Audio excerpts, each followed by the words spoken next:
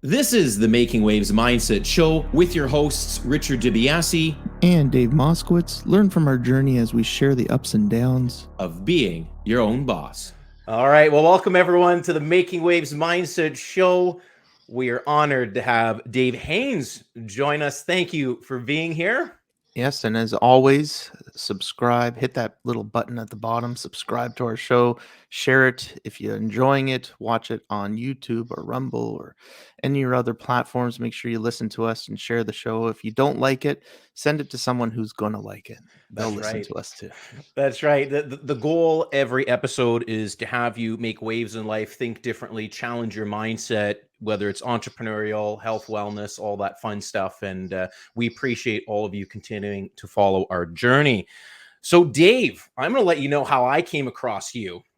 Many moons ago, when I was the social media and media officer, I'd come across your account and I came across your dedication to health, wellness, and bodybuilding. And that was something that really was an attractive quality to me. And I'm like, hey, there's something there. Maybe I'll go into bodybuilding one day. I don't know. But I started following along. And so, a number of years later, you're now talking about mental health. You're now talking about health and wellness. You've been an advocate for it. And for the past few months, I think in the fall, we were starting to, speak to you a little bit more because you were using your social media platform to reach out to the world and letting people know about these things. So I think that's where we'll start it. Dave, let us know, talk about who you are, what got you to where you are, and why you love doing that. I think it's really important, and we're going to have a great conversation today.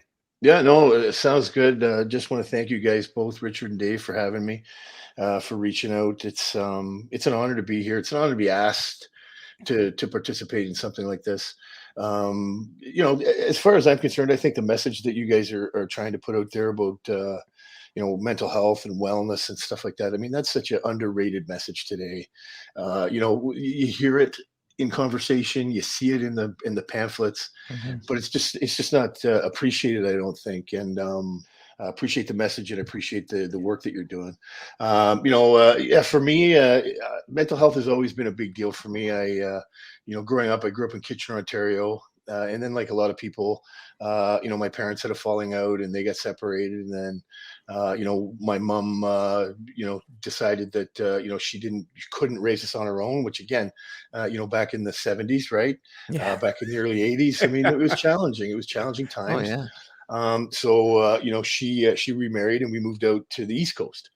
Oh, wow. And I spent sort of a majority of my formative years, say from 10 to 16, out on the East Coast in a little town called the Annapolis Valley, Nova Scotia. Oh, wow. And that's where I really took serious into hockey. Because what happened was, having a sort of a disrupted childhood with the parents, and I'm not trying to use that as a crutch, but it was there. And I really lost myself in hockey. I lost myself in the competitiveness. I lost myself in the camaraderie. I lost myself in the dream, playing in the NHL. And that really saved me throughout those formative years. And then when I became of age, I had an opportunity to go play major junior hockey, which is the next step up. It's the OHL for your listeners in Ontario, the Quebec Major Junior Hockey League, the West Coast Hockey League. Because I grew up on the East Coast, I had a choice. I could go to the O, I could go to the Dub, or I could go to the Q. And I wanted to go to the O ever since I was a little boy. I grew up watching the Kitchener Rangers, right? Dave Tucker, Midnight Nichols, all those guys, John Tucker, all those good players. And but because of the separation of my parents, my mom didn't really want me to come to Ontario, to be around my dad. Complicated thing, as I'm sure a lot of your listeners will be able to relate to. And I ended up going to the Quebec League, which, it was a good league, amazing hockey, great talent, but I was an Anglophone, and I ended up living with a Francophone family. They didn't speak a word of English. I didn't speak a word of French. I'm 16 years old. What a culture shock. Like testosterone years, you're out there, you're playing hockey, and you don't have a clue what the hell people are talking about. And then I really heard Le Style Anglais, Sal, right? That was a big one that had impact. But and then I had a great time. I had a great time in Quebec. But one of the problems was I was there for the referendum. I was there for the separatist movement, French wanted to separate. It was just nasty, just a horrible, horrible time to be an English person there. Sure. I made a lot of great friendships with a lot of my Francophone friends, but just it really brought me into that maturity level and really kind of really hit me quickly. home, which was good and bad because I wasn't ready to handle it. Yeah. So how did I deal with it? Well, the older I got and the more involved in hockey I got, the more I drank and the more I tried to be that hockey player, right? Be that tough guy, be that stigma that we all have, an image of I don't know what the image was. When I look back, I just think of this hockey player chewing tobacco and the long hair and, whatever. And very different from Tim Horton. Yeah. Right. And I went through that stage and then I wasn't good enough to get drafted. But I did get an invite to the Edmonton Oilers training camp. So I went to Edmonton Oilers training camp. It was one of the highlights of my career. I was actually on a line with Ryan Smith and Jason Bond Sr. No way. I don't know how the hell I got on that line, but I was on that line. And I went out there with George Larac. You guys might know George Larac. Him and I were actually good buddies in junior. We fought a couple times. And we ended up getting sent out to Edmonton together. Wow. He was the second round draft pick that year. And I was just a walk on, but I think they put me out there so he could beat me up in camp. I think that's probably what they did. But were you bigger back then as well? No, well, I mean, I guess I was for a hockey player. I mean, I was 215, 220 pounds. Oh, so you had good size. Yeah, decent size, right? Yeah. But even at that size, like not heavyweight size. Yeah. If you think of these guys like Peter Worrell and George Larac and Sylvain Blouin. I haven't heard these names in so long. Oh, right. I mean, these guys great are players. tough guys. Yeah. Big men, right? And I think when you watch it on TV, you just don't have the appreciation for how big and how quick these guys are, right? Yeah, you throw a pair of skates on, you're 2 feet taller too. Yeah. And so anyway, that was a good experience. But then I came back. I realized it wasn't going anywhere, but I still didn't have it out of my system, right? I wanted to play, and I thought I could make it maybe to the national team. So I went up there. Tom Rennie was the coach. And I'll just say to you, just so we can talk about mindset, my coaches in junior were Bob Hartley, went on to coach the Colorado Avalanche to a Stanley Cup. Wow. And Mike Therrien, who coached the Pittsburgh Penguins and coached Montreal Canadiens. I also was fortunate enough to sort of be coached by Andy Murray, who went on to coach the Los Angeles Kings. Tom Rennie. Wow. You were surrounded by a lot of very influential people at a very important age as you developed. Like this is what most people I think almost lack today. They don't have anybody to look up to. Yeah. And it was a real eye-opening experience. And so then I had a schoolboy package. I was lucky enough that my parents watched out for me. And when I went to the Quebec League, they would pay a year of my university for every year I was in the league. So that ended up being good. I took advantage. Went to Dalhousie University in Halifax. Nice. Great school, known for its medical school, but great school. Good program, good athletics program. Was able to be the captain of the university team there for 3 out of 4 years I was there. Again, made a lot of good contacts. I wanted to win a national championship. I wanted to win a national championship. In junior hockey, I was fortunate enough to go to the Centennial Cup, which is a junior A championship when I was playing tier 2. And then my first 2 years of major junior, I was able to go to the Memorial Cup that was held in Sault Ste. Marie. We lost in the semifinal to the Peterborough Petes. Dick Todd was the coach, right? But Dick Todd beat us out. And then the second year, we hosted the final. We lost in the final to Kamloops, Darcy Tucker, and all those guys, right? Wow. Jerome McGinley, those names. Don Hay was the coach, and we lost 5-2 with an empty net. Wow, something like that. So anyway, what a great time to grow up in the hockey world. Right, that was those names. Such iconic names. Yeah, 100%. And you know what? This is where I think for the listeners, they can understand like these opportunities are far and few between. And if you weren't surrounding yourself with the right people, like who knows where you could have been, right? You could have gone down the other path, right? Instead, you chose to commit yourself to the athleticism, the sports, working with these people, building yourself physically, mentally, emotionally. And, this is an incredible story. Yeah. No, it's good. And I was very fortunate, growing up. And I think that was able to help me stay out of a lot of problems. But, I don't think I was a natural student. Looking back in hindsight, I wish I would have paid a little more attention and had a little more responsibility. But I was able to get my degree, right? I was able to get my degree in 4 years, BA in psychology, which Nice. Wow. really got me thinking about psychology. And I was a good student. I like to learn, but sometimes the priorities were later at night, out in the bars with the boys. So that was Yeah. important. For sure. And school wasn't so much important because I thought I was going to be a hockey player even after university. Right. But no, good experience psychology, and that's what really got me thinking about psychology. And I thought maybe if I wasn't able to go on in hockey, that I could do something in that field. Of course, being totally ignorant of the fact that a BA, is Piece of paper, right? Not much, and there's all these other qualifications that people need. Yeah.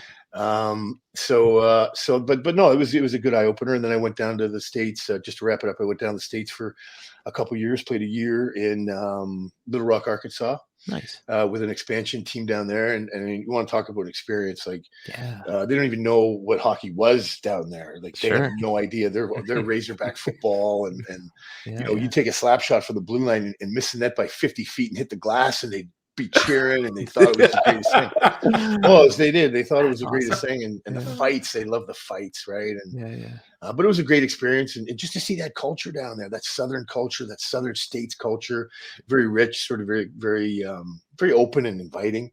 And then the last year was my last year. I kind of knew it was my last year. Went out to Los Angeles. Lived in Bakersfield, California. You might know Bakersfield. I do. Yeah. Played for the Condors there, and then got traded at Christmas time to the Phoenix Mustangs. No way. Wow. So lived in Phoenix for half a year. Beautiful. Wow. Love Arizona. And then came home, and that was the end of my hockey career. I figured, my liver couldn't take too much more. So I came home and decided I was going to get serious about life and try to get a job, and ended up hooking up at a youth home for kids with acquired brain injuries. Oh, wow. And that was a sad job because those poor kids, it was private. So they were being paid, and it was just awful, right? The people were making money hand over fist off these kids, and that was a shitty thing. And then I decided to try for the police, right? My dad was a cop, 30 years OPP. Oh, wow. May he rest in peace. And so I figured I'd take a crack at it. How hard could it be, right? Right. And then here I am, 20 years later, 2 promotions, and sort of on the shelf right now as far as where the future looks for that. But yeah, no, excited to be here. Hopefully that was quick and compact, and you can get that all in there. But yeah, whatever, any of those topics are free games, so whatever you guys want to talk about. No, Dave, we love it because the listeners, well, at least Dave and I, when we decided to start doing our podcast and our video, it was about the story. And we noticed that nobody was talking about the story of people. That's how people connect. That is how people relate. And there are probably thousands of people hearing you talk about your sports journey, schooling, the persistency of never giving up. Even though there were losses on the rink, you would translate or transfer that into wins and other aspects. And that's what people want to hear. And that's important because it's applicable in every aspect of your life. It's not just going to be, oh, here's schooling. And you talk about, it's a piece of paper, because we've talked about that. Yes, education is important, but having real life experience is important. Problem solving skills. That's what policing was, at least for me. It was solving problems for people, not about the 3 academic diplomas in your wall, because nobody cares. You don't even remember what you learned on semester 3 of your 3rd year. It's about those real life things that people relate to. So that was an incredible introduction to start. Yeah. We do know bodybuilding. How did you get into that? Yeah. So that's an interesting one. So at the end of my hockey career, I really thought, I really hoped, I really thought that I could play pro. Yeah. I'd gone to a couple training camps. I went to an American Hockey League training camp. I went to the Edmonton Oilers training camp, as I mentioned. I went to a couple national team training camps, and I was close. I was there. I was, the difference between an NHL caliber hockey player and an AHL or an East Coast hockey player is very, very minimal. Right. And it's here. Mental. The skill level is there. Everybody's skilled. Everybody's tough. Everybody's fast. But it's their ability to think the game, right? That much quicker. And I just wasn't on that level.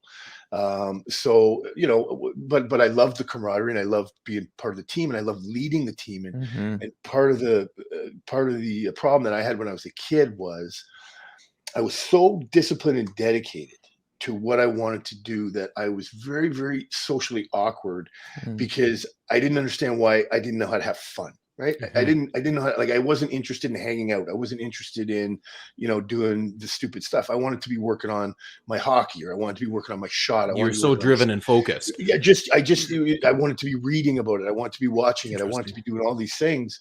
But as I got older, I realized that I couldn't fit in that way. Like I didn't know how to fit in. It was very, very awkward for me. I was very, very socially awkward, nervous, anxious. So that's when I kind of got realized that, hey, you know what, if I tip a few back, right, I'm not socially awkward, I'm not anxious, and I can be more involved in this social aspect of hockey, which is very important, right? I was the disciplined kid that was going to bed at 7 o'clock, the 2 nights before a game. And then there was other guys in the team that weren't so disciplined, right? And they would be doing things that they weren't supposed to do, and they would be doing things that the coach was telling them that they shouldn't do. And I'd be looking at those players, and they'd be getting ice time. They'd be getting played. They'd be getting, things. And I'm thinking, well, wait a minute. If they're doing those things and they're not supposed to be doing those things, but yet they're still being rewarded, right? And I'm doing what the coach is saying, and I'm going to bed, maybe I'm doing something wrong. Right. And then so that kind of developed over the years, obviously. And then I just started drinking. I started drinking really, really heavily, socially, of course, at first. And then when I left hockey and I got hired on the job, alcohol, as you may know, is a very, very popular social lubricant with police officers. It's almost their medication. It was in the culture, choice, right, to deal with stress, anxiety, whatever. So I thought to myself, okay, wait a minute, I have a job and I have 6 days off in a row, right? Like, what am I supposed to do for 6 days off in a row? Let's get together and drink. Get drunk for 5. Get drunk, right? And you don't have to get up in the morning. And of course, when you're new in the service, there's no court. So that's really where it got out of control for me. Now, I never drank on duty. I would never, nothing like that. Very, very disciplined. But it's when I had idle time or free time, that's when I just couldn't handle it and I'd freak out, right? That's what they say. I think it's important. Sorry, Dave. I think it's also important to note, like, that was a very different time and culture in policing, because I would hear war stories from the guys and girls before me about the things that they would do that I would cringe in, the 70s and 80s and into the 90s. But those days are, from what I saw in my 13 years in policing, are long gone. It doesn't exist. It's not happening on duty. And but that was the culture. That's how guys and gals would cope after shift, platoon gatherings, etc. So you'd be go to your car, open the trunk, crack open a 2-4, have a smash, right? Or go down the street under the bridge, go to the bar, or whatever. I mean, but you're right. That was many, many moons ago, and I mean, it's just not possible now. There's so many. Like, that's one thing. I don't want to get off topic, but that's one thing that I don't think a lot of people realize in policing is there's so many checks and balances.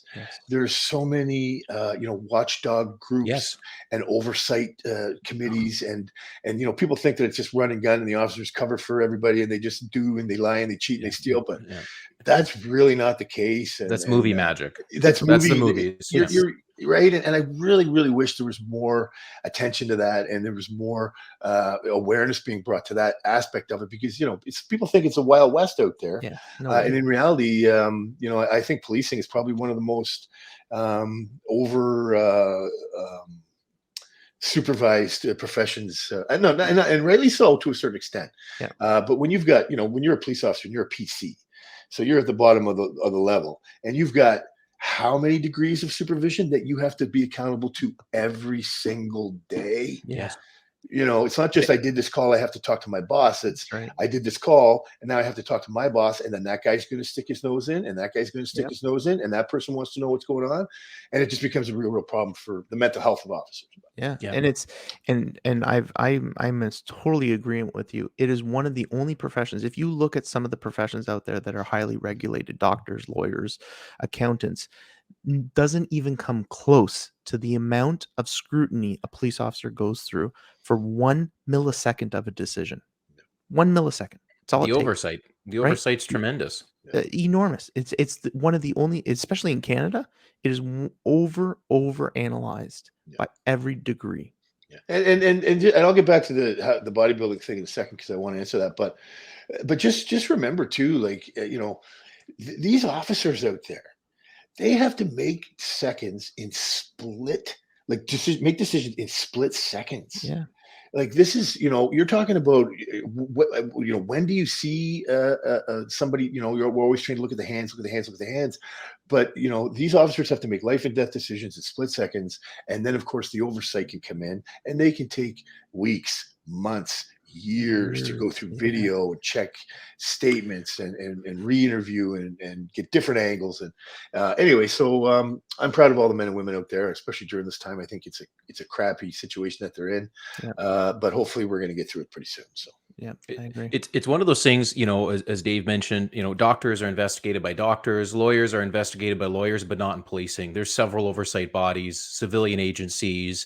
You're going to be pulling in resources externally, internally, and it's a different change. But to your point, like this is now what we're dealing with, and you're right. There's a paradigm shift. Policing is a very different organization and direction.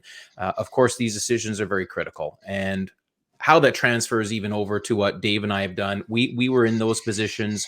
We saw what took place, and the mental health aspect has implications on you mentally and physically. And it can be very difficult. You might be taking some of those things home. The pressure that you're under, we all have our reasons for leaving, and I'm happy I've left policing. No disrespect to my colleagues. 13 years was great, but I realized there was more to life than waiting for the golden handcuffs of pension in 35 years. I wanted to do other things because that health side of it starts to eat away at you. The mental constant, it could be internal problems within the own organization on top of all the external influences that are really making things just, why am I here? And then you kind of lose good people. Yeah, you do. You lose good people, and I've seen a lot of good people walk out the door of the Toronto Police. 20-year career into my 21st, and good people, and that's the other thing that is bothersome. You people, you see, and listen, I get it, and I'll be the first to admit it. There's officers out there that aren't invested in the communities. There's officers out there that don't do a good job, and they're not patient, and they don't take the time to look after it. And I get that. But that's profession wide. I mean, you pick a profession where that doesn't happen, and I'll give you a paycheck when I start getting one again, right? Because it's just not fair that police get true, right? And but really, I mean, the men and women out there that they sacrifice. I mean, not only do they sacrifice, and this is another thing that people don't understand, but not only do they sacrifice maybe possibly their health on any given day, intervening in a situation where they could get hurt. Mm-hmm. But they sacrifice their family lives. Yes. Like these 12-hour shifts and these midnight shifts and these constant, working holidays and working, I know back in the 70s, suck it up, let's get through it. Right. But that's not the way society's built today. No. That's not the way these people that we're hiring are being taught, and they're not coming up and they're not learning those values. So we have to, become more aligned with the values of people today and understand that, the relationships are not getting any stronger because we're in the new age where you have modern technology that still impacts the base of the foundation of what the officers' lives are, and that's their relationships. Yeah. And I think that, again, I wish people would take that into more consideration when they when they have an opinion about police officers or the policing profession. One of the biggest problems is media, right? Social media, whatever you want to put on it, the spin on it. We don't advertise as a society the little good things that police do, right? We hone in on the 1.1% of bad things that police officers do because it doesn't bring in the media that they want.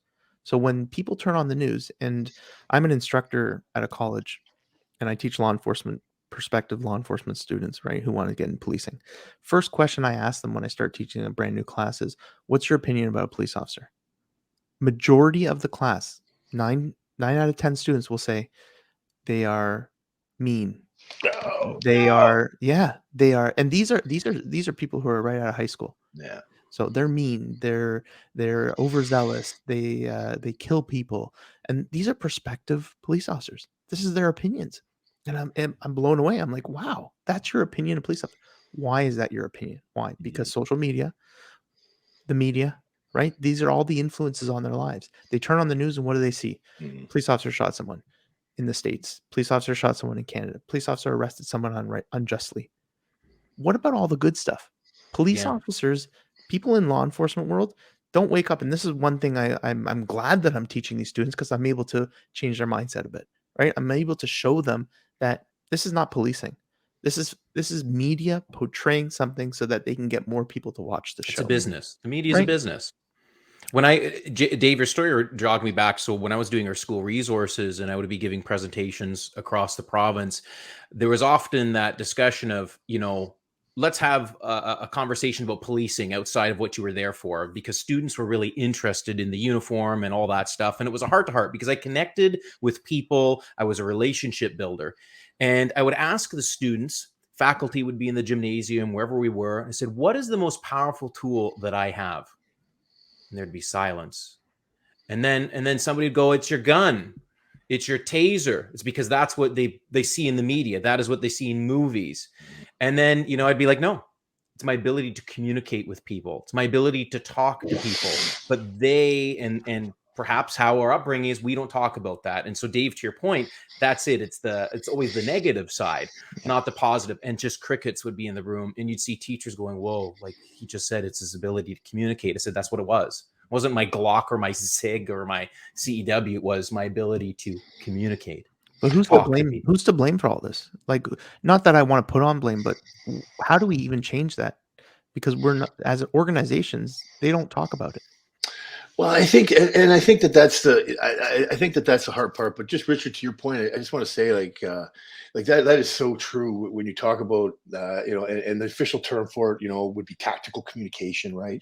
How do we want to speak? But I was a big guy. I've been a big guy most of my career. At one point in time, I weighed 315 pounds. Jeez. And I was going to these radio calls and stuff like that. But that never ever really came into play for me, because I always knew and understood that your most valuable weapon is your ability to communicate. If you can, like, I've talked myself out of more uncomfortable, awkward situations where you kind of get that pucker factor. You're like, oh shit, this is going to go south really quick. Yep. But if you can hang on and calm down, and again, that's why a mentally healthy officer is important, so they can get themselves in those scenarios and use their breathing techniques to keep that de-escalation going, as opposed to them getting escalated. Now all of a sudden we have to use force and violence and stuff. But I've talked my way out of more jams than I can count. And you're right. If you've got the ability to speak and communicate and articulate and sort of not rush ahead and be patient, I'd rather take 45 minutes to speak to an emotionally disturbed person and get a positive resolution than, slap the handcuffs on them, get into a brouhaha, maybe break a knuckle, break a wrist, hurt them, get into an SIU investigation. Like it's just not worth it, right? Yeah. Or sit in the hospital with them for forever until a doctor can form them, right? Like that's right. Yeah. No, this is good, because this is your story. This is your experience. This is what you've done in your life, from the sports world to policing, the importance of mental health and how it impacts. And then Dave and I both coming from a policing background. It's really exciting to see how we can overlap and cover these things. So when we go back to the bodybuilding, could that fitness component tied in from your, the great mentors you had growing up to your policing role, were they ways to help you deal with mental health and stress that our listeners, whether they're in business, policing, or wanting to leave the 9 to 5 even, can go, hey, maybe I'm not doing that. I have enough stress in my life. I'm not exercising. Maybe I should look at outlets. Was this something that helped you manage these things in life? And it was. And Dave, sorry to get back to your question. That was your original question. Right, I got off on tangent there. No, it's good. We love it. Put me in place. No, so when I finished my drinking career, one of the things that I had to do was, it's actually an interesting story, and maybe we can get into it on another episode if you might want to have me back at some point in time. I crashed. I found my bottom. As a drinker, I found my bottom, and there's a lot of people that aren't fortunate enough to get their bottom, or get their bottom when they can actually understand that they've hit a bottom. But I did, and I'm thankful to the Toronto Police Service in a lot of ways. I'm thankful that the people that I had at the time, understood what the situation was, and they understood that alcoholism was a disease, and they understood that you needed help. So I was given an opportunity to get help, and I took it. And I think that's where I can look at the Toronto Police Service and I can say thank you very much, but I'm going to pat myself on the back for taking the help. A lot of people don't take the help. Yeah. But I was ready to take the help, and we took the help, and I went to rehab for 21 days, which was a phenomenally difficult situation for me as a police officer. You can't imagine. It was actually funny. I was in the crew unit at the time, the community response unit, and I was scheduled to take a plainclothes course, right, where you go, you learn how to do the buys and the undercover stuff and all that. And I happened to hit my bottom right around the time I was supposed to go to this course, and I was devastated. Right, oh my God, my career's over. They're gonna think I'm terrible and this and that, and I've ruined it. And I went into the rehab, and I couldn't believe it. I was in a position where I was in there with people that were mandated to be in there by the courts. I was in there with people that were on drug charges. I was in there with the people that, had been in conflict with the law. And I thought to myself, this is a really shitty situation for me, and I'm in trouble here. But what other police officer is getting the undercover experience to come into this place and actually try and fit in? And the workers knew. It was almost like a movie scenario. The workers knew that I was a police officer. The clients didn't. And it was trying to, and it was funny because, I'd never obviously been to prison or anything like that, but you see this in the movies, and guys were coming over at lunch in the rehab facility and offering me their dessert, right? Yeah, here, you're a big guy here, take my dessert. and I thought it was pretty funny, but what a great experience that was. And I met a guy in there that was into bodybuilding, and that's how I got switched onto it. And he actually did shows, he competed. Really? And when he got out, before I got out, he was preparing for a bodybuilding show. So when I got out, we stayed in touch. We went to the show. I watched him compete, and I thought, you know what, I could do that. I can do that. And watching his diet and watching all the effort and emphasis and mental energy that he had to put into it, I thought, normally I'd be drinking during those times. Normally I'd crack a 60, and that's what I was drinking at the end of my career. I was drinking a 60 a day, if you can believe that, right? Wow. And just unhealthy. It was just horrible. But instead of drinking, I was going to the gym, and I was working on fitness programs, and I was researching, and that's how I slipped into the bodybuilding lifestyle, and it saved my life. It absolutely saved my life. So to your point, if you've got listeners out there that maybe aren't taking advantage of an exercise regime, do some research, reach out. I'm on Instagram. Send me a message if you like, and I can sort of help you maybe through it a little bit. But think about that exercise, because as far as I'm concerned, I do a lot of research on, what successful people do, what world-class thinkers do. Yes. And world-class thinkers, they exercise, right? Yes. They don't have big, huge muscles, and they're not doing the gym and doing all this crazy stuff, but they're doing things that they like to do, whether it's yoga, whether it's, anything to get your blood pumping, get your mind going, and just sort of give your body that chance to let go of some of that anxiety, let go of some of that stress, and put yourself in a positive mindset. So if your listeners aren't exercising, then they absolutely have to be exercising.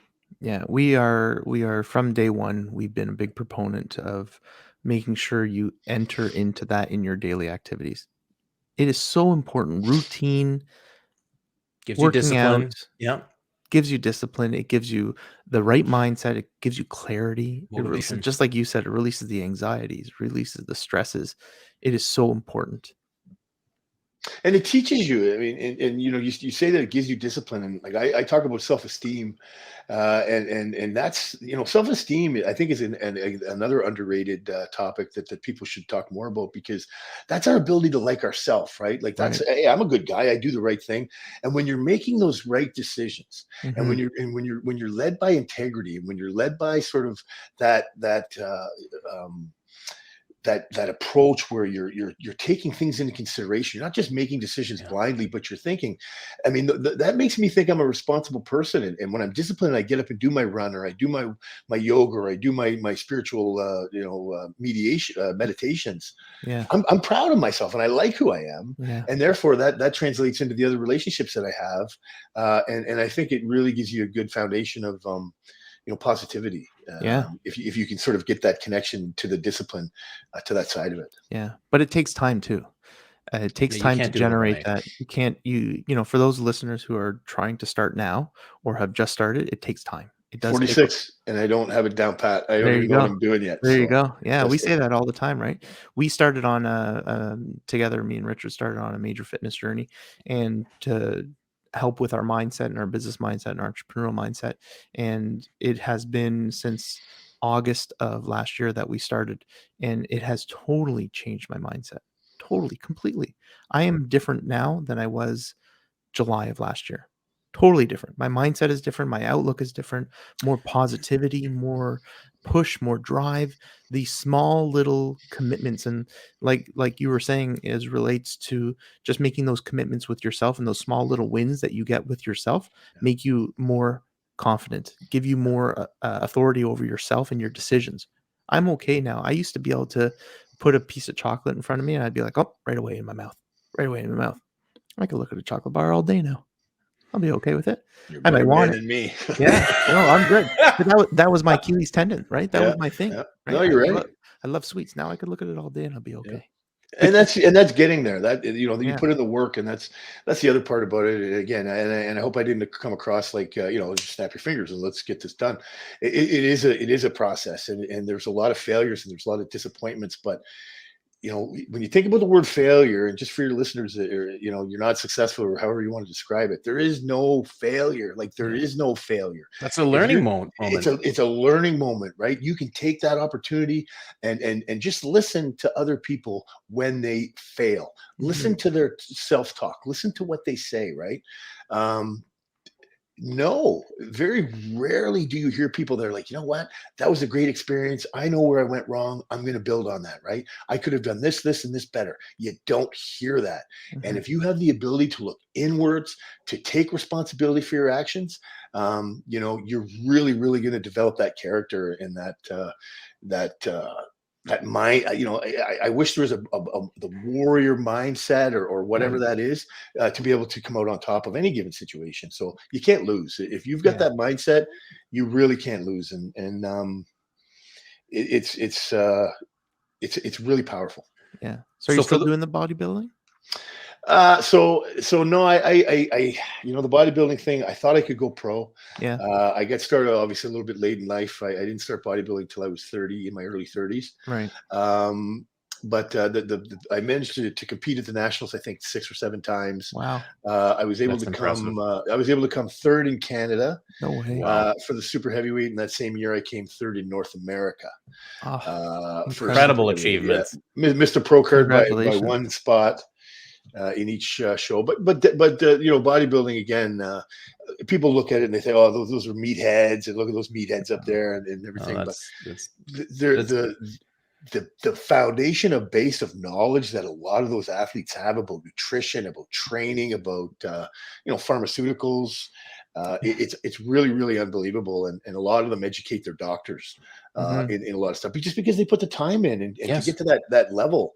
But you get to learn your body. Yeah, you get to learn your body. You get to learn what works. Yeah, and it's really I'll never regret it. It was a good time, but I'm glad I stopped when I did. The white it's a big commitment, and especially being a police officer, a full-time police officer, working shift work. It was challenging. So it's nice to have a little bit more time to read a little bit more and invest in my body, my health a little bit more, as opposed to just trying to push your mental mindset. That's right. Right. Not the physical. I wanted to kind of tie into this because there might be people listening and watching right now who go, well, I should find an opportunity to exercise. I'm not. And I think the commonality amongst all of our shows and from Dave's expertise is find people that align with your values. So fitness, and you want to do bodybuilding, find those people.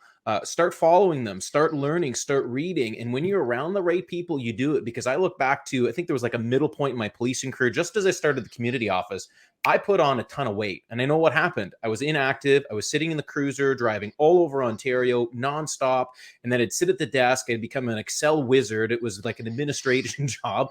And then the weight came on, but I didn't have anyone around me. I didn't know Dave other than I just think I found you around that time. I didn't have anybody in health and fitness really in my family. I played soccer growing up, whatever. But then it changed. It was like the last quarter of my policing career. I'm like, holy shit. I'm like coming up to like a 38-40 waist. I'm weighing 240. I feel exhausted. I'm fat.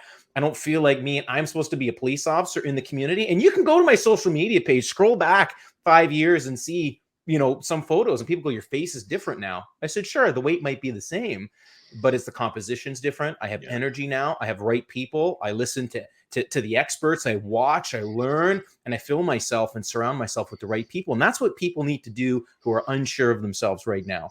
Find those experts, get a mentor, and start reading, learning, and putting it into action. Take action. Stop waiting.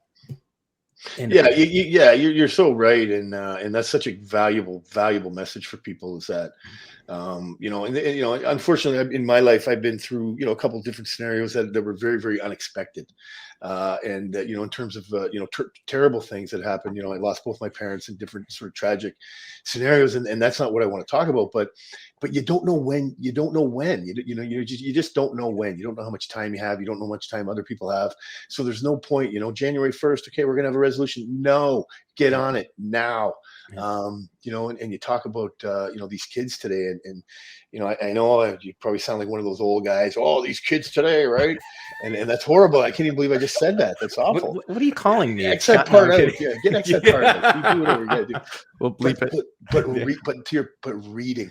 Right to your point, reading. Mm-hmm. I don't know if you can see my books in the background there. Yep. But those are books that I've just read since I've been off. Mm-hmm. And then I've got my to read list over here. That's my to read list that I'm managing. So it's very, very important to be reading these books and get that knowledge. And it's funny, I was reading something yesterday, and they talked about how a lot of people will make the excuse, I don't have any opportunities, right? Yes. I don't have the opportunities. Time. There's no time. There's no opportunity. Yes. And what people fail to realize is that every single interaction that you have is an opportunity to be polite, to be professional, to be friendly, to be courteous. Those are the small things that make a difference in your interactions, and that those are the things that can build that self-esteem that allows us to get to that next level and get that world-class mindset, right? Yeah. Which we are missing from our society. Those niceties. Huge. Those niceties. The pleasantries. Pleasantries are done. They're finished. Yeah. I would share on my walks when I do my kind of mindset motivation, videos for people. And, that's when my mind was the clearest, is when I'd go on my walks. And a few people would make fun of me for that. It's another story. But when I go on the walks, I'd be the first to always say hi to people. Good morning. How are you? And people would never look up. They'd never make eye contact. It wasn't like they didn't see me or they didn't hear me. It was very clear. And, I remember having that mindset in policing. That's how I was. I was very polite. People always thought my genuine good nature was a sign of weakness in policing, when in reality, I'm also having to battle the fact that most people didn't care for the police. And you are potentially their very first interaction now with what they've been seeing on the news and the media. And it was your subtleties of how you treated and addressed them that changed the interaction and their outcome as they left those situations. So here I am outside of policing, and there's people on the sidewalk who won't even say hi. They're afraid. They won't say good morning. You call them on the phone and say, hey, so-and-so, whatever. And it's like, hi, good morning. How are you? And they're puzzled. Like, you asked them how they were doing. And it's just like silence. I'm good. It's like, what? Yeah. It's funny that you mentioned that, because I was just thinking about that yesterday. In the book that I was reading, they talked about the kindergarten mindset, where when you go to school and you're out of your house for the first time in your life, and you're around other people, and they teach you how to be like, say hi, say thank you, be polite, don't hit the other person. And those are the general rules of life that really, if you can adopt that sort of kindergarten, very simple mindset of mind your own business, be polite, and help when you can. I mean, and I was thinking about it because I was out walking, and, you stop for traffic, or you let someone go, or you wave a car through, or you whatever. And very, very little, body language, very few waves, very few nods, very few eye contact. And what a lot of people don't realize is that, when you talk about communication, 7% of communication is what we say, right? Is what we're saying to each other. So that's only 7%. So you're listening to me only, then you're only picking up 7% of what I'm putting down. But if you're watching me and looking at my gestures and seeing, now all of a sudden, are you understanding a different Dave that maybe you would be if you were just hearing to me? Right. Absolutely. But it's that ability to express ourselves. It's that ability to let our guard down, to feel comfortable expressing ourselves, that we've really, really lost. And, throw a quick point in there about masking. That's one of the problems I've had with masking this whole time, is that, you're asking these young people to mask and everything, but, they're losing out on 2 or 3 years of social recognition, to understand how to pick up emotional cues and understand how to be perceptive when talking about these things, since so much of the percentage of our language is nonverbal, Yes. right? And that's really what we have to think about. But yeah, that's a great point about society is, if people could just be nice, just be courteous, right? Treat people as humans is what I always say. Basic stuff. Treat people as humans. Get rid of all this other noise that's in the background about race and culture and this and that. Just treat people like humans. Yeah. That's all you got to do. It's simple.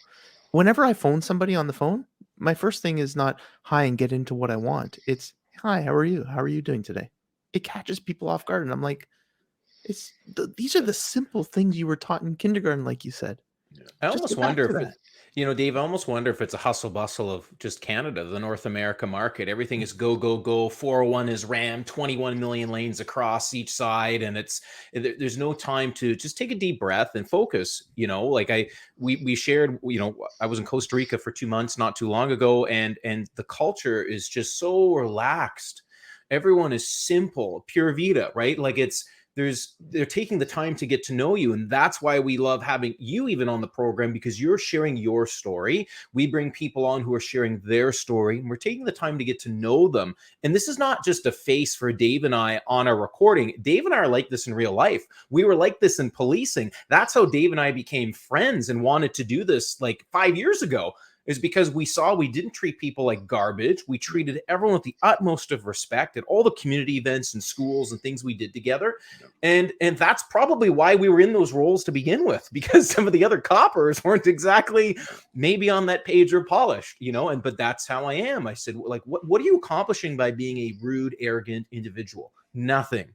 You're making yourself miserable. That might be the first smile somebody has seen in a long time. And they've been uplifted, because when you bring that positive energy around people in life and business, they're going to remember you for that. You're going to change the way they think and act, and that's going to have implications on their life and what they do, moving forward. You're an example. Yeah, you really are. And my coming from my position that I held before I left as a neighborhood community officer sergeant, I was the acting staff sergeant for the crew office. And you wouldn't believe what we were able to do in the 31 Division Jane and Finch community in a year. That I took over the team. I mean, first of all, you talk about the emotional intelligence, you talk about the empathy of the officers that you have to have. You have to have that. Part of the problem in policing is that they're so worried about resources, placements, and and numbers that they try and jam round pegs into square holes, right? They just try and fill spots. And there's a place for people that are good investigators, and there's jobs for those people that like to do that. There's a place for people that really enjoy working out, and they like firearms, and they like the tools of the trade. There's offices for that, but there's also offices for guys like you two who are emotionally intelligent, you're empathetic, you understand the greater good of the community, and you also understand that you get more bees with honey than you do with vinegar. And you have to have that positive mindset, and to actually be invested in helping the community. This is not about what the police can get from the community. And it's funny that a lot of people think that some officers that had come through my office, I'd ask them to do a detail, and they say, well, what's in it for me, or what do we get out of it? You're missing the point, right? That's not the point. The point is you go in the community, you serve the community, because at the end of the day, we're guests in their community, right? We don't live in that community. There's Right. a lot of police officers would say this is our town and we run this town. No, you don't. You're out there because you made a choice to go out there and serve and protect in those particular communities. Yeah. That's what the expectation is. Those people live in those communities. Those people, when you go home to your wife and your kids and your cars and your families and your whatever you're doing, those people are the ones that are left behind at Jane and Finch. Those are the people that are ones dealing with the gunfire and the sounds of gunshots and all that stuff. So it's very important that we understand that mindset and get out there and invest and help them as much as we can. And we reduced gun violence in 31 Division. So we had 2 neighborhoods of interest: Driftwood, I'm not sure if you are aware of that area, and also the Lanes Grassway. So one was at the top, one was at the bottom. That's how they're affectionately called. But in a year to date that I was in that office from last summer to last summer, we effectively reduced gun violence in those 2 areas of the city by over 60% year to date. And that's by going in and talking to people, cultivating relationships, working with our community partners, and having that emotional intelligence that you guys talk about. 100%. The one biggest thing, and as I mentioned, I teach law enforcement students. The one biggest thing is I get back to is Peel's police principles. We forgot those. Yeah, Sir Robert It's Peel. forgotten. It's forgotten in most police agencies.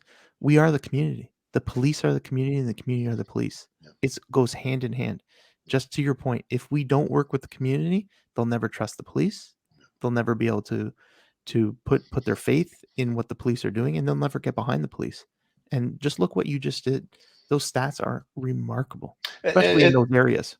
Yeah, and we were very excited. And one of the things that I'll tell you, a guy by the name of Mark Tenaglia, he's the head of the 31 Division CPLC Community Police Liaison Committee. But Yeah. one of the tools that I had was I had this committee of volunteers who were just dying to help out the Toronto Police. And in years past, you think you hear those civilians, right? The pain in the ass, community meeting, blah blah blah. And I said, you know what? I need help because we don't have the resources in Toronto, despite what they might tell you.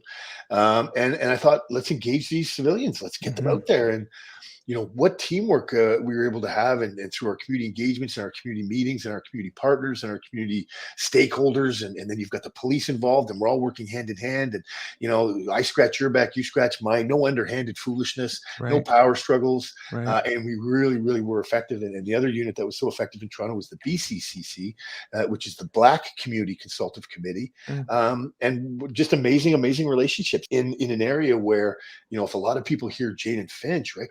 The media's condensation. Right? It's bad. It's bad. Jane and Finch is one of the best intersections, the best sections of that city. It is. People are amazing. The culture's amazing. It's vibrant. It's there's things happening all the time. Sure. And it's just very, very unfortunate that they get painted with that brush because they've been marginalized for so long. Yeah, they do a festival every year that the mall that's diagonal from Taste of Jane Finch. Yeah, it's fantastic. Great festival. The food is remarkable. It's amazing. Yeah. So Dave, with the relationship building, I've come across your page now on social media where you're talking a lot about these situations. So your mindset, relationship building, it ties into building businesses. I threw up a video this morning about, relationships and how, we can cultivate those naturally. And that's the key to success, I think, in life and business. What advice can you give to our listeners who might be struggling with relationship building, might be struggling with their mental health, might be struggling with trying to get ahead and change? Maybe they want to leave the 9-to-5. Maybe they love being in policing. Maybe they love the career path. What advice can we give people to start cultivating and building those relationships? That's a good question. And I think it's probably a question a lot of people struggle with. Just to give your listeners an idea of where I'm coming from when I answer this is, I wasn't always able to come on the show and talk like this and talk as freely like this and talk openly like this. This took me a really long time to get to this point. I was always kind of a brooding guy, and I was scared because I was scared. I had emotional anxiety, and then I wasn't sure how to extend myself, and I wasn't sure, how my real personality would be perceived. Your authentic, organic self. It's right. You. And because I always, and it's funny because I always got painted with the brush. Like when people look at me, they immediately get a certain idea of my personality. And especially when I was 315 pounds or I was 285 pounds, stage condition, people would be really scared and they'd be like, I won't talk to that and guy. then put you in a uniform on top of that. You're dangerous. On top of that, and then put me in a situation where maybe someone's not cooperating, and that can be a real problem. But the biggest thing that got me through all those things was people were expecting me to lower the boom. And I was able to redirect the conversation. And once I realized as a police officer, especially when I became a supervisor, right? Because now I was actually stepping up to lead people, to lead men and women through these difficult times. So I realized that I was going to be no good for them unless I really became proficient at communicating. Right. And so I worked on it. I started working on it, and I would follow my mentors, and say Dave Goggins, for example. Just to name one guy right off the top of my head that I look to and appreciate. And you really have to develop that communication, and don't be afraid to put yourself out there. That's right. Because if you're afraid to put yourself out there, the answer is always going to be no. Yep. That's right. But Those are good. those are good, Those are right? great. Those are great. They build motivation. They give Yeah. us our foundation. They hopefully teach us, maybe we can do a better presentation. We can do a more effective presentation, whatever that looks like. And because eventually someone's going to say yes, and eventually somebody's going to give you an opportunity, because like we talked about earlier, opportunities are everywhere, right? Yes. And so don't be afraid of it. Don't be shy. If you think you're stuck in policing, really look what's out there, and look around at what's out there. I mean, you two guys right here, if they're listening to your show, surely they can understand that, whether it's policing or their accountants or whatever it is, there's other things, and we can follow those things, but we have to have that resilience, to have the confidence in ourselves to be able to do it. Such a big world out there. Such a big world. Confidence and perseverance. And don't take no for an answer. And I know that throughout the pandemic, as all these mandates and different rule changes and things like that were coming on us, you'd hear those conversations. Oh no, just demoralizing people. Oh, you can't do this, and we can't do that, and we can't do this, and we can't do that. But okay, guys, you can't go into the gym, but you know what? Can you get outside? Can we do some training outside? Can we bring the weights outside? Can we bring the benches outside? Like, can we do a team workout? How are we going to make this, how can we overcome this? Because the answer is never no. That's right. Like, it is never no. Maybe that pathway gets shut down, but there's going to be a yes around the corner, and we have to keep our open mind, and we have to keep working towards it. Yeah. Great words. I love it. When's the book coming out? I don't know. I gotta figure out how to type a little bit quicker, maybe. Yeah.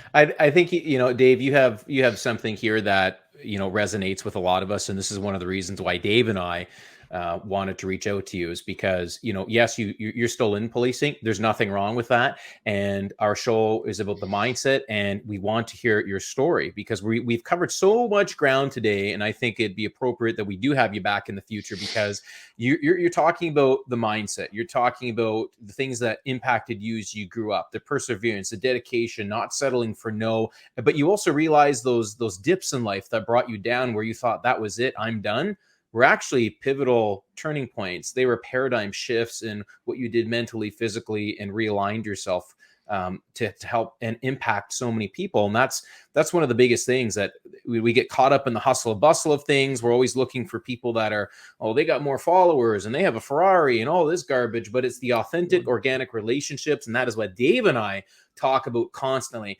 I don't care if my video is not perfect. I don't care. Like, when Dave and I got together, everyone's consumed to it. Do you have a studio and the boom mic? And I'm like, we don't care. We're just going to start doing it. Nobody actually cares. I said or ah or whatever. We're just going to put the product out there. And I really hope our listeners understand. Just be yourself.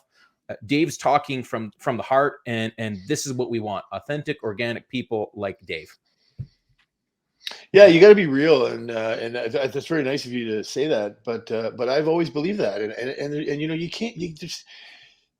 you waste too much time if you really, like, what I've always, we had a saying when I played hockey is that in training camp, like, it would always come out in the wash. And that's what we used to say, right? You go to the training camp, right? And everyone would be in training camp, and nobody would know who's who, and everyone's kind of looking around, and who's the big guys, who's the tough guys, who's the who's who in the pecking order. And everyone for that first couple of days is big and tough and mean. But then once you get out there, and once you get into the drills, and once you get into the games, and once you start seeing some of these guys and what's happening, then the realness starts coming out. And what I learned, a big lesson back in those days was, be yourself. Right. Just be yourself. When you go into training camp, don't try and be something that you're not, because you're going to be corrected very, very quickly. And if you can Humble. just be humble, be real. That to me is one of the things that the officers that I've worked with over the years, the supervisors that I've had over the years, the coaches that I've been able to sort of learn from over the years.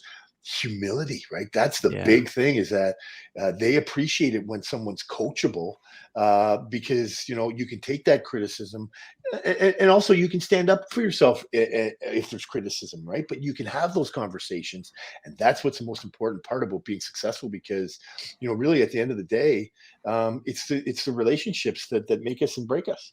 Yeah. What's your if I can get you to maybe just touch a bit on, we talk about finding mentors and stuff. Do you have any current mentors, and do you just have one, or do you have multiple? I look for people that it's hard for me to say. Like a lot of my life, I feel I've had to do it on my own. When I left home at 16 to go play in the Quebec League, I was alone basically from that point on, and I had to learn a lot of lessons by myself, and I had to learn a lot of awkward, uncomfortable things by myself without maybe my parents around, and maybe that all took confide. And so I grew up, pretty much really relying on myself. And when I do talk about the David Goggins, and I talk about like even the Joe Rogans of the world, right? I mean, Yeah. When you look at a guy like that who sits in there, and as far as I'm concerned, he plays it straight. He speaks to both sides. He's honest. He's as far as I'm concerned, there's a lot of integrity there, and it's being real, because whatever the topic is, whatever your point of view is, I think it's valid, and we can have those conversations. But just real people, and people that have confidence, and they have the ability to admit when they're wrong. I think that's a big attribute that I look to in people. But again, you don't see that a lot in today's society, and I think it's unfortunate. Yeah. And it's good that it's not just one individual. You're looking around at different people. We've read some of their books, and that's the important part. So for those listening, if you're not reading books, start there. Start finding a mentor. Start listening. Start looking. Start reading. These are the biggest things that will help you in your journey and whatever you'd like to do. So as we come to a close, Dave, where can people find you on social media? If you have websites, account names, where can they connect with you and follow along on your journey?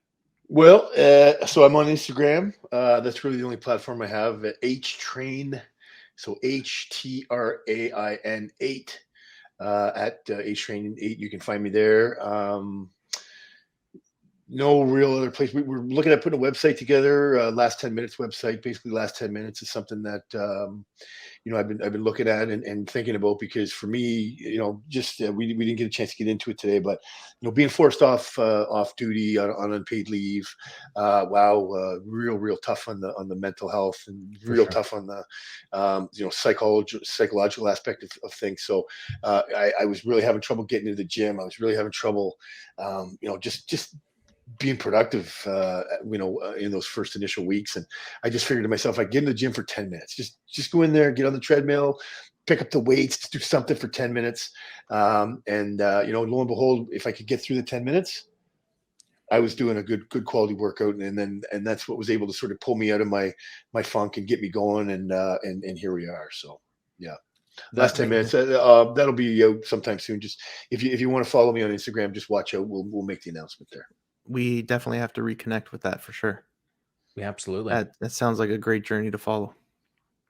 Yeah, well, you guys are awesome, and I really appreciate you having me. And I appreciate, I think that hopefully you guys can keep having these quality conversations with people, because you're the type of people that have to get the word out there. You're the type of people that can speak for police officers who maybe can't speak for themselves. They don't feel comfortable. They don't have the platforms or whatever. And I know I'm lucky because my wife has a bit of a platform. And I know that a lot of people see me through her, and we just want to get a positive message out there about the police. 99% of them are out there to do good, honest work. They want to work hard. So give them an opportunity, and don't misjudge them before you give them a chance. Yeah, great. And Dave, as we close, it's a really interesting point, because that's something that Dave and I have chatted about. Do we want to have our platform totally on policing, or do we want to bring in, a commonality, different fields, different experts, different opinions and viewpoints? And, having you on today is refreshing. It shows people that, listen, there are good and amazing and incredible police officers out there. But at the same time, if it's a career that you're not wanting to do anymore and you want to move on, there's nothing wrong with that either. No. There are support mechanisms out there. You can do it. We did it. Life is short. Be proud of the little accomplishments, have the gratitude, celebrate the small wins in your career, and make a change, So we hope our show resonates with people. And for those of you, continue to be yourself, be authentic, organic. Dave, what do we always say? Dream bigger, take action. Yeah, and make waves in life. So thank you everyone for joining us. And we look forward to talking to you on our next episode. See you in the next one.